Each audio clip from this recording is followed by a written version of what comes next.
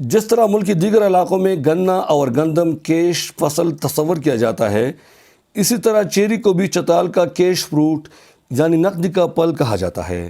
چترال میں سرخ، گلابی، زرد اور کالے رنگ کی چیری پائی جاتی ہے، جو رنگ، ذائقہ اور ہر لحاظ سے دیگر علاقوں کی چیری سے بہت بہتر ہے۔ مگر بدقسمتی سے پورے چترال میں کولڈ سٹوریج یعنی پھل اور سبزیوں کو ٹھنڈا رکھنے کا سٹور نہ ہونے اور سڑکوں کی نہایت خراب حالت کی وجہ سے یہ چیری چترال بازار تک بھی صحیح سلامت نہیں پہنچتی۔ عید الحسین کا کہنا ہے کہ اکثر بچے ان چیری پر پکنے سے پہلے ٹوٹ پڑتا ہے اور جو بچتے ہیں وہ پڑوسیوں میں مفت تقسیم کیا جاتا ہے۔ ہم اس کو بازار نہیں لے جاتے ہیں۔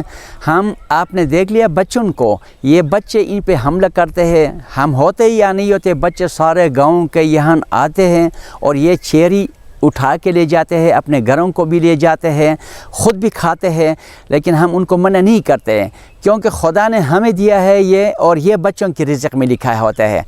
بچے بھی چیری کو نہایت پسند کرتے ہیں اور سب مل کر اس کے درخت پہ چڑھ کر اس کو کھا لیتے ہیں۔ ہم ان چیریوں کے باغات لگاتے ہیں تاکہ ہم ان چیریوں کو لوگوں تک پہنچا سکیں پلیٹ میں لے جا کر، اور ہم دیہات کے بچے جو ہوتے ہیں ادھر آ کر اپنے مرضی سے کھاتے ہیں، جو ہمیں بہت مزہ آتا ہے۔ سوائے ہم صرف چیری ہی نہیں بلکہ انار، سیب وغیرہ سب پھل ہمارے چترال میں موجود ہوتا ہے۔ جن بڑے زمینداروں نے سینکڑوں ایکڑ زمین پر چیری کا باغات لگائے ہیں، ان کو اس سے دیگر اضلاع کی نسبت کما حقہ فائدہ نہیں پہنچتا۔ شغور کے ایک زمیندار شہزادہ حیدر الملک کا کہنا ہے کہ سڑکوں کی خراب حالت کی وجہ سے بیوپاری یہاں باغ میں آنے سے کتراتا ہے، اور جتنا اس کا شیلف لائف کا فرق آ جاتا ہے وہ سارا اسی روڈ کی وجہ سے ہے کہ روڈیں جو ہیں وہ ڈسٹی ہیں، جیپیبل ہیں، اور آپ فروٹ کو مارکیٹ نہیں کر پا رہے۔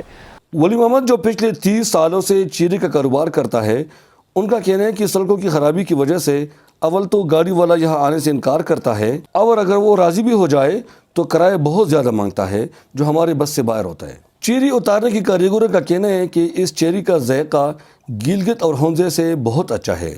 چترال کی چیری یہاں 300 روپے کلو، جبکہ ہنزا کا چیری اسلام آباد میں 700 روپے کلو بکتا ہے۔